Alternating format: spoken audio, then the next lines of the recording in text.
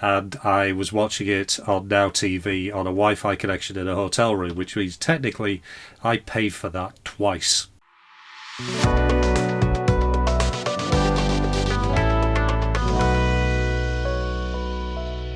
Hi, my name is Mike. Welcome to my vlog about football in general and Burnley FC in particular.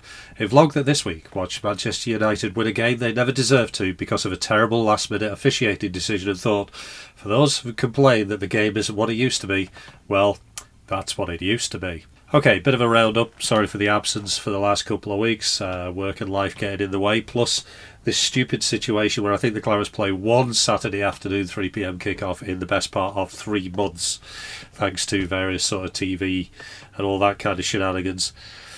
You kind of, feel that clubs are beginning to sell their soul even more to TV. Yes, they've done it in the Premier League, but now in the EFL, it's getting ridiculous. It's not as if we're like an attractive TV watch or anything like that.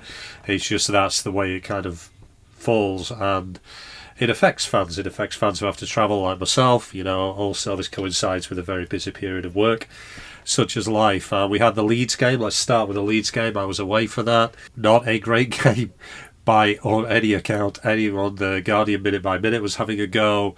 I think Daniel Farker called it particularly unsexy. I was watching it on Now TV in a hotel room in London, which ironically means that for that Leeds game I'd given my season ticket to my half-brother, and I was watching it on Now TV on a Wi-Fi connection in a hotel room, which means technically I paid for that twice. But that Leeds game kind of summed up the problem I've kind of had with this team or this manager all year, really. It was first against third. Leeds are a good side. They are in first place. But we played as if we were afraid of them. And that kind of annoys me because they played against... Not only because they played as if they were afraid of us, but it's kind of like... We played for the draw, we played for the 0-0. The first shot on goal came from Leeds in the 89th minute or whatever. We didn't have a shot on goal at home. Again, yet another 0-0.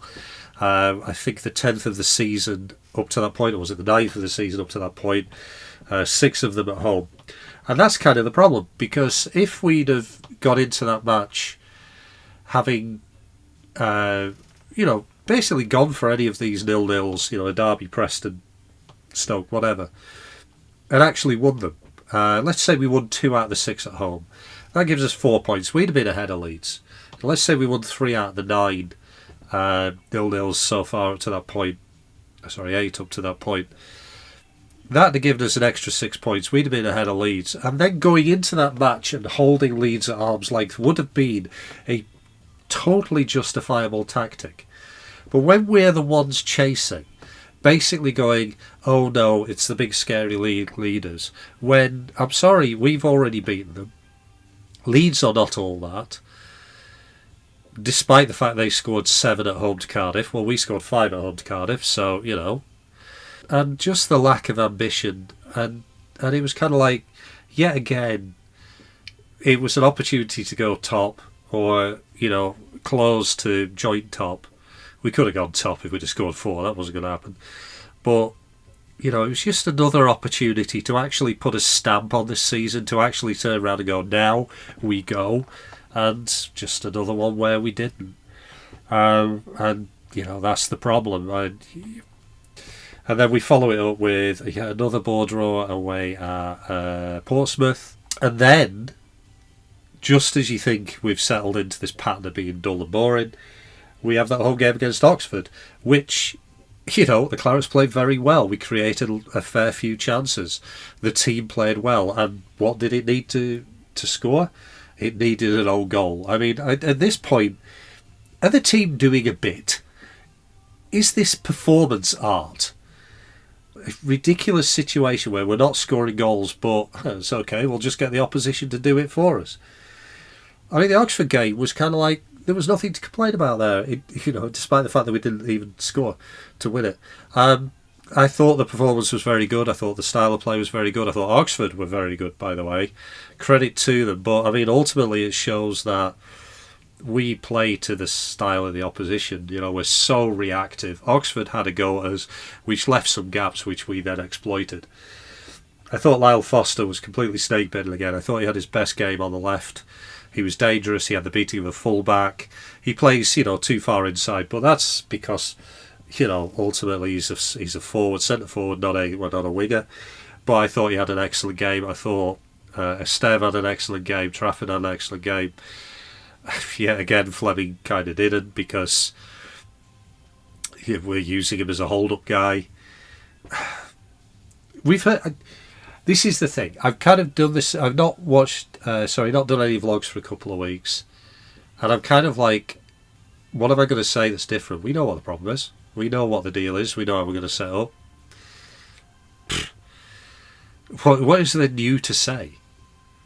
The problems are the same every single time. Kind of showed up actually with an FA Cup win, which I wasn't, was it two bold men fighting over a comb? I don't know. It was an opportunity to see whether our second string was better than their second string, and the answer was yes.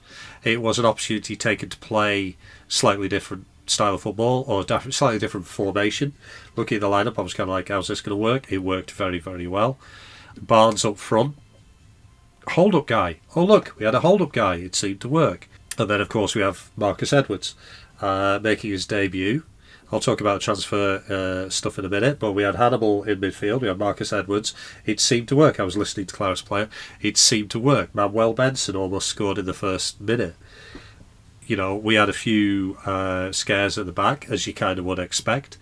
Halanki, not the most solid at the back. See the Reading game as well, but you can't really complain when he doesn't really have much game time with those guys in front of him. Egan Riley playing slightly more advanced by the sound of it. Great, really kind of worked. Yeah, a surprising result, but a positive way of playing. But then it comes down to this, we're not going to play that way for the next game, are we? Hugely unlikely. So, you come out of it, in third place.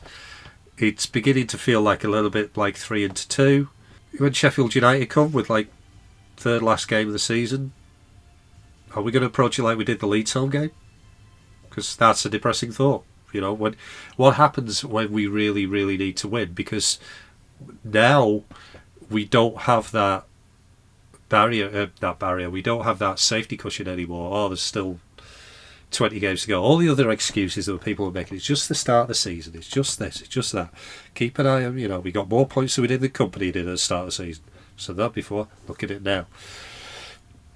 Yeah, the defence is really, really good, but at some point, everyone's looking at the Oxford team who had a go and had a threat and almost scored a couple of times and going, well, that's not the way to play Burnley. The way to play Burnley is to, Portsmouth and Stoke and Derby and all that. And do you think that if there is a team where we're playing a team lower down or even mid-table, are they really going to go for it? Are they just going to get it out of the way? Just pack 10 behind the ball, wait for it to break us down and take the point.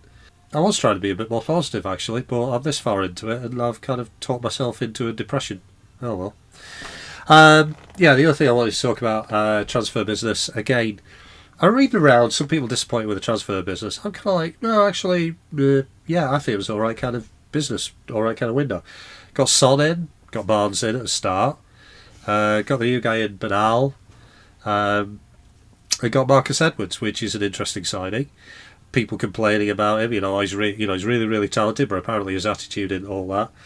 Well, ultimately, if he's as good or as talented as people say, and his attitude was perfect, then we wouldn't be getting him, would we? We don't shop in those markets. We don't buy those kind of players. We're not buying the finished product in every way, shape or form. So we have a slightly flighty by the sounds of it, winger, who apparently is really, really creative. Good. He scored yesterday, admittedly a simple goal, taken very, very well. Good goal all round yesterday. Good play from Pires, from Hannibal. These are, not regulars, but Pires, Hannibal, and then Edwards, calm finish, exactly what you wanted it to be. So, looking forward to seeing him, assuming he's allowed to play the way that he could play. My immediate thought, and again, this is just my cynical take on it with the season. Edwards was scores on his debut from 2 yards out. Well, Scotty will coach that out of him, but maybe not. And then Shelvey, John Joe Shelvey, again, I don't complain with that. I never thought he was as good as all that. I mean, I can't believe he's played in the teams that he has, but why not? He's 32 now. We got until the end of the season. We're crying out for a little bit of creativity, any kind of creativity in midfield. Okay, why not? Show me kind of 6 months. Works for me. So, I don't think, people who say it was a disappointing window, what the hell were you expecting? What the hell were your sights set on? We should have got in a striker to help us with a lack of goals. Name the striker who's out there. Name the striker who was available within our budget and a likely opportunity for us to buy. There ain't one. Morgan Whittaker. The Morgan Whittaker thing always felt like TV talk, tabloid talk, Twitter talk. It never felt like it was a concrete thing. So, and he goes off to Borough. Okay. I don't have a problem with that. All in all, we're kind of plodding on. Unless the shackles come off, unless the handbrake comes off, are we going to see it? Because here's the thing, if Parker takes the handbrake off at long last, and it goes wrong, we're still in the playoffs. What have we lost? And that's the thing, I've always had a philosophy: don't die wondering. And this team is certainly going to die wondering if we carry on the way we're going. So, yeah, not entirely sure where this one's come from. I was going to be all cheerful at the start, and then I just went through the last couple of weeks and went, yeah. But, the Oxford game gives me hope. As I say, playing well. This Southampton game gives me hope. As I say, playing well. Let's see if that continues, or let's see if Hull is an Oxford or it's a Leeds. And I guess we're about to find out on Wednesday night. So yeah, not much for this one. As I say, just trundling along. That's all we're doing, is trundling along. But it's the hope that frickin' kills you. You can kind of see it going, it's almost there. And maybe Marcus Edwards is the guy. Maybe John Joe Shelvey is also the guy. And then we see what happens over the next few games, which, again, like I say, thanks to Sky, thanks to the FA Cup rearrangements, I don't think I'm going to be there till mid-March. We'll be Luton at home. Football sold, it's sold to television, and moaning about it ain't going to make much of a difference at this stage. So, anyway, sorry for bringing you down, but hopefully we've got some good stuff over the next couple of weeks. In the meantime, if you like this, I can't believe I'm going to say this. If you like this, hit the subscribe, hit the like button, hit the subscribe button. I remembered to do it this week. If you did like this, I'm generally a bit more positive. Go back to some of the other ones. And in the meantime, enjoy your football and up the Clarets.